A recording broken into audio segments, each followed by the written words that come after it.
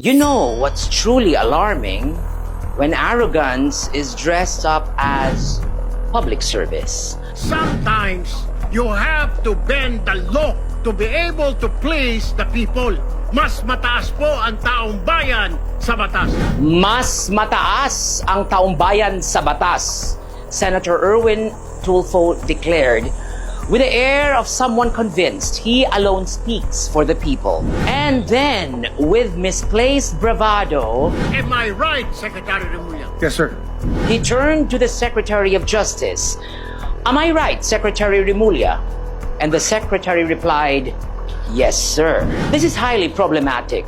Yes, sovereignty resides in the people, and all government authority emanates from them. That's Article 2, Section 1 of the 1987 Constitution. But the same charter also makes it crystal clear.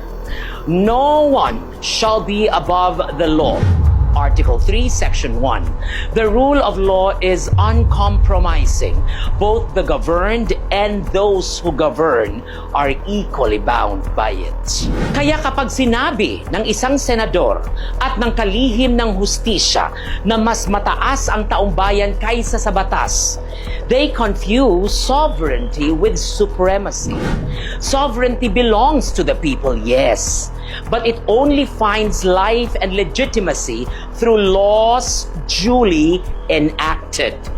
To bend the law for expediency is to erode the very structure designed to safeguard the people's rights. Tulfo's demeanor reeks of arrogance.